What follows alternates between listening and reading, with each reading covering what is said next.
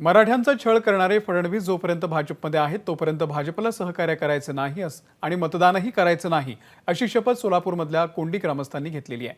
त्यांच्याशी बातचीत केलेली आहे आमचे प्रतिनिधी आफताब शेख यांनी।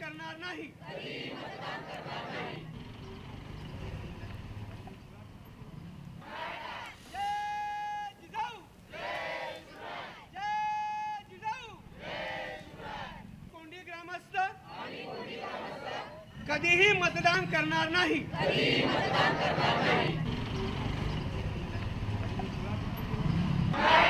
जय जिजाऊ, जय शिवराय, जय जिजाऊ, जय शिवराय। कोंडी ग्रामस्थ कधीही मतदान करणार नाही। मराठा आरक्षणाच्या मागणीवरून सोलापुरातल्या कोंडी गावामध्ये सामूहिक शपथ घेण्यात आलेली आहे। खरं तर उपमुख्यमंत्री देवेंद्र फडणवीस हे जोपर्यंत भाजपमध्ये आहेत तोपर्यंत कोणतेही कोंडी ग्रामस्थ जे आहेत ते भाजप किंवा भाजपचे जे मित्रपक्ष आहेत त्यांना कोणत्याही पद्धतीचं सहकार्य करणार नाही अशा पद्धतीची भूमिका जी आहे ते कोंडी ग्रामस्थ जे आहेत ते या ठिकाणी घेतले जात आहेत आणि सामूहिक शपथ जे आहे या ठिकाणी घेतली आहे। मला सांगा नेमकी काय शपथ घेतली आणि काय नेमकी भूमिका आहे? छत्रपती शिवाजी महाराजांची शपथ अशी घेतली की कोंडी ग्रामस्थांनी की मराठा समाजाला आत्तापर्यंत छळण्याचं काम केलंय त्याचं नाव आहे देवेंद्र फडणवीस।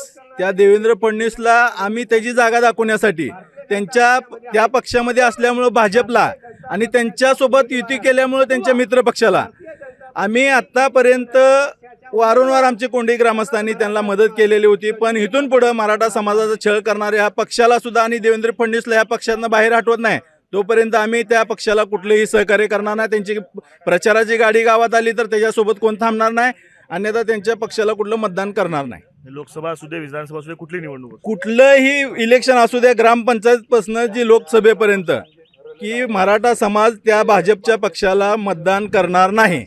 कोंडी गावातल्या छत्रपती शिवाजी महाराजांच्या पुतळ्याच्या समोर जे छत्रपतींना साक्षी ठेवून अशा पद्धतीनं एक ग्रामस्थ सगळ्या महिला असतील, पुरुष असतील, तरुण असतील, सगळे यांनी सगळ्यांनी जे ती सामूहिक शपथ या ठिकाणी घेतलेली आहे। कॅमेरा पर्सन युग अगदीसह आफताब शेख, एबीपी माझा, सोलापूर। एबीपी माझा, उघडा डोळे बघा नीट।